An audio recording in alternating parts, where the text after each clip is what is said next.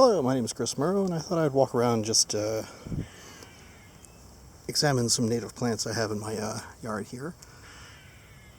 And also anchor a squirrel, if you can hear that. We have a bird feeder here. Anyway, this is wild camassia. It's actually one of the western versions of this. We do have a native one native to the East Coast, but it's a much smaller plant, not as showy, and the flowers are more typically white, and I kind of like the blue here. This used to be the daffodil and tulip garden, so I like to include camassias as a way to transition to all the native stuff. This is probably a couple of fern-leaf Phacelia plants, which are, we just had like a frost last night, so it's not looking too hot. That is a biannual, and you'll see a ton more of it. This is a tall tick seed. It's also a type of coreopsis. And over here I have a few things I don't have a whole lot of out back, but this is more of a full sun garden. Used to be full shade. We used to have a Japanese maple, but we're transitioning from one way to another. But this was, we're going to skip over this garden because it's not looking too bright. Alright, on to the backyard. The climbing rose here, it's not doing anything.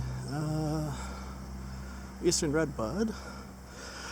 This one actually gets afflicted with some type of, either leaf hoppers or tree hoppers. I forget what they are, but they do the same thing cicadas do, where the females will lay their eggs in the new growth, and that kills everything from there out. It's not enough to kill the whole tree, but every branch that they do it to, it leaves dead, but this just encourages the tree to get higher and higher every year. So I don't know what to do about them. I think it's a native insect doing a thing, but not all of my trees actually have them, so there's that. Coming down here, Trillium grandiflorum. Very obvious yellow pollen in there, and very frilly kind of white flowers. When they first open, they are white for about 5 days, and then after that they start turning various shades of pink and magenta. Last of the Virginia bluebells right here, which are falling over and not always blue. One of these is actually pink whenever it comes up. I believe this is Trillium cuneatum, which there probably are more anatomic things I should be pointing out as to why I think that. None of them are really jumping out at me right now, but we're going to assume that's cuneatum. I'm not great with the Cecily group here, but this is a Trillium flexipes, which looks very similar to grandiflorum, but you'll see the petals are not as wavy, and the pollen is not as robust a yellow color, usually quite pale. But that's not always the case here, as this is also Trillium flexipes, and you can see the innermost part of the flower there is not a solid color there. I have Spring Beauty. That's usually a very early one for me, but this year it came up like a month late. I don't know why that is. And these are, I believe this is Ozark Trillium, but it might be a hybrid, because I grow cuneatum with Ozark Trillium, and usually Ozark doesn't have as robustly maroon flowers. It's usually all maroon at the bottom and then yellow or green at the top. And it's not quite the case with all of these. These are all seedlings that have come up over the years. And over the back, if you've ever bought a pack of quote red trilliums, they usually are selling you this. This is Prairie Trillium. Though it does have my favorite common name, the Bloody Butcher, because it's I guess the person who found these found like a patch of 20 of them or something, and he thought, well, those look like bloody spikes. It also goes by Prairie Trillium. Very easy to identify, because the flower is just this little tiny thing here, and the leaves that come off it are very narrow. And there's a lot of free space there. It's a native columbine that comes up. I did just lose a shrub over the winter. We had a very weird winter this year, so I need to replace that with, I was thinking maybe a rhododendron or something there, but whatever I end up putting there, the columbine's going to go right on up it. Oh, I guess I can do this while we're here. This is Jacob's Ladder. They are semi-evergreen. They are liked by a variety of pollinators. And also I let the violets grow. And if they're out in the path, I kind of just step on them. If they're in the garden, though, they kind of grow as a border. Coming along is a plant I almost wish I didn't put in. This is, what is it? Virginia something or other. Virginia waterleaf, that's what it is. That'll be flowering in a few weeks, probably, or probably next week, maybe, depending on what the weather wants to do here. Yeah, we're past our freeze date, and we just had basically a frost, the final hour. This is just a heuchera, or possibly a heucherella, some cultivar I've bought.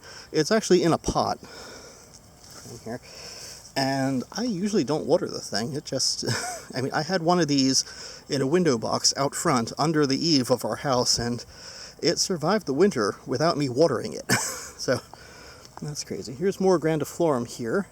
Petals on this particular one are not as wavy, but I'm glad to see it's actually divided here, because this used to be just one plant. And then I have mayapple there, which I probably will need to move around. And here's a slightly better example of what I would say Ozark Trillium might be. Though that's probably not the best example. Here, I started with a good example of Ozark Trillium over here when I put them in the ground. The petals are very narrow. And then their seedlings have just been kind of walking themselves with the help of ants throughout my garden, so I get different kind of expressions of them. Yeah, that's an oak tree. Let's pull that out.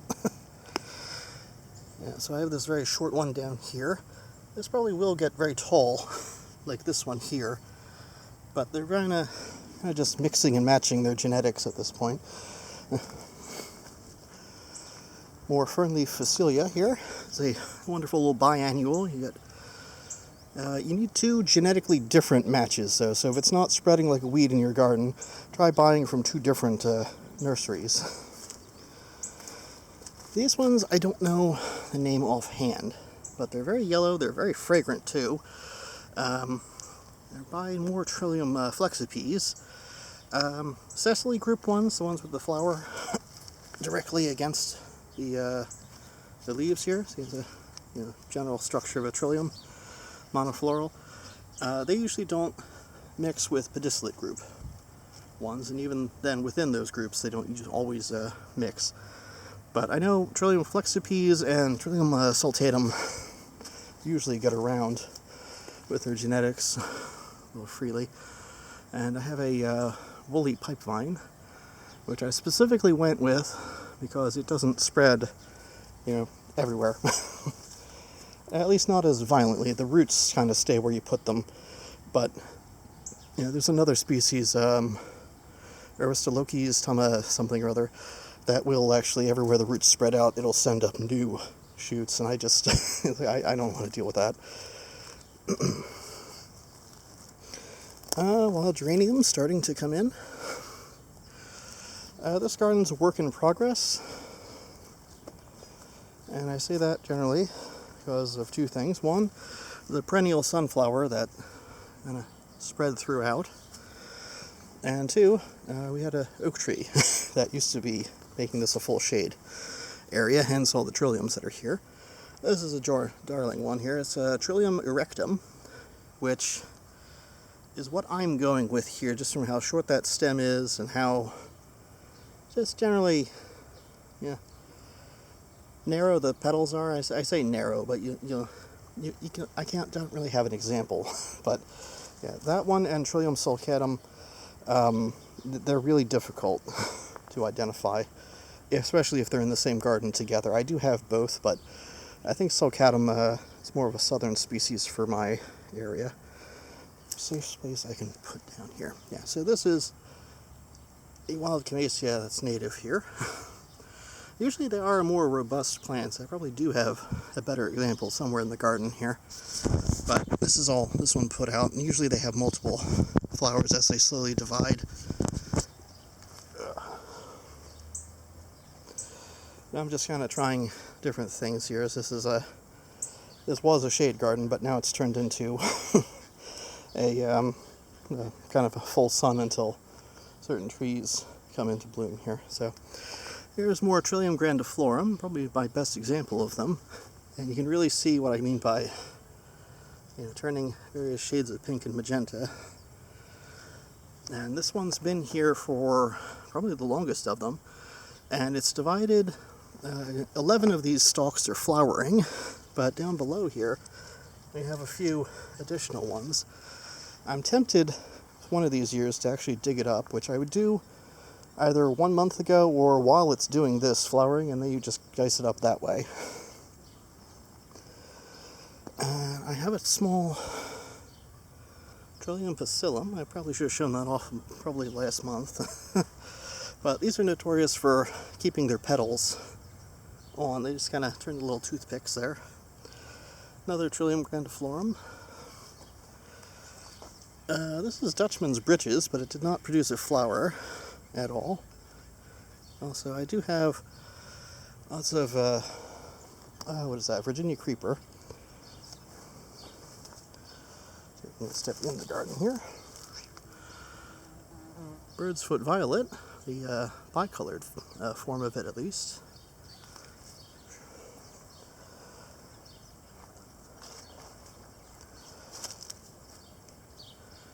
Pussy toe, also called mouse ears, which I'd love to have more of, but the trouble is the foliage down here. That only gets to be about like maybe 3 inches tall. Yeah. And we have the southern flame azalea.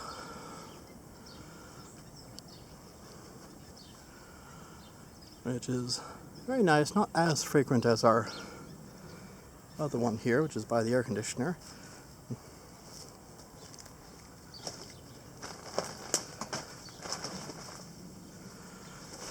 But this is an actual flame azalea here, which is native to our area.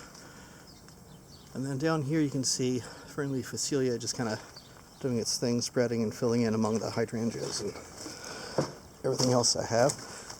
This is a non-native bleeding heart, but it looks nicer, I think. And I've always had trouble growing the native ones. Down here is Trillium luteum, which actually smells of citrus. Nice yellow flower there. They're actually green when they kind of open up, but they turn very yellow. I have Golden Alexander mixing in with some fernleaf Phacelia that hasn't quite colonized this area. I have a pawpaw tree here, and when they got rid of the oak tree, this is where it fell. Could not have hit the main pawpaw more directly and damaged the red bud there. But I do have, I don't know if they're going to show up, but one of the pawpaws is flowering. And one issue with pawpaws is they are grove forming. So this is the tree I started with. I'm going to let it turn into kind of a bush form, and then I'm going to get rid of these other trunks that have come up everywhere because they are, they're going out quite far here. So it's like where we keep the ladders. There's additional trunks here. This is one here. Yeah. This is Twisted Trillium, very small one. I do have larger ones elsewhere. Wild geranium, which I saw flowers of the other day. None are really jumping out at me. Ah, here we are. They lay them right on the ground there. A little maroon kind of basket thing for pollinators to crawl into. This was all just a patch of this plant, but it has like a dead spot in the middle. I'm not sure what that's about. So I've decided, I'm going to put some plants there and let it do its thing. These are trout lilies, which are notorious for not really flowering that much. These are already in the process of dying back. 7 of them did flower, so somewhere in here there are seed pods. Do this without damaging too many. Oh, that one's been ripped up. No, not going to get that one. Yeah. I'll look for them later. But friendly Phacelia, you know, that's an old pot I have here. This is an old wheelbarrow with barely any soil in it, and there's under the old wheelbarrow. Just kind of gets everywhere. Let's see, this is foam flower, which I'd love to have more of, but it's not really doing its thing here. I think they need damper soil than what my garden usually provides. And honeybee on another friendly Phacelia. This is a white oak, which I'm hoping will eventually take over this general area. Woodland poppy, also called celandine poppy, or caladine poppy, celandine, however it's said. If you want to see the process of ants dispersing seeds, this is a good example. Unlike trilliums, you get multiple flowers per plant and multiple pods also. And by the time the first pod opens, it's still making new flowers. So it's a good example of plant there. This once upon a time was our tomato garden, but you know, the trees filled in and it became a shade garden. But now that the sun's here, we have common milkweed coming up. And this is going to be a cup plant, which I probably should weed out. They get a little tall for what they are, and that's not really... Like, it's easy to have like a kind of, you know, throw seeds out kind of approach, but if all this stuff got, you know, 4 to 6 feet tall or higher, it loses the whimsy effect here. Like, you know, this is all just kind of random friendly Phacelia coming up through a mountain of leaf litter left behind from the oak tree. I did have a bunch of different trilliums here, but I think when the oak tree hit, it actually smashed the rhizomes open here, which is a damn shame. I used to have, you know, Trillium simile, but it didn't come up this year. As I know that one's a Trillium erectum, and I think that one is too. Or it's one of the other ones that I have here.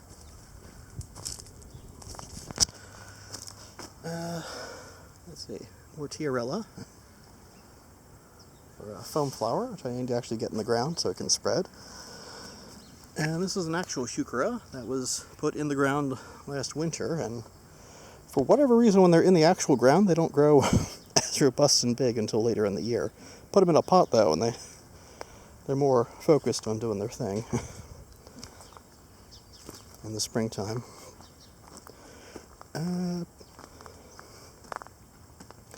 I guess I can talk about this. This is the red leaf, what is it? Raspberry. Red leaf raspberry. Which, unlike other raspberries, doesn't actually have the little prickles all over the stem. So over here I have an actual, you can see the bees love friendly Phacelia. I do see other types of bees other than honeybees. It's just they're all over here. This stem here sticking out, if I can find it, let this stick in. This is actually poke milkweed. This is the shade species. Well, shade. I found it likes part shade best, which is more tolerant than most of the other milkweeds that are out there. Why this one stem is 2 feet tall already, I don't know. There actually are 2 or 3 more planted here, and they're not up yet, so fingers crossed they didn't die on me, but I've never had one that tall this early in the year. Coming back here, I have more trilliums that have yet to open,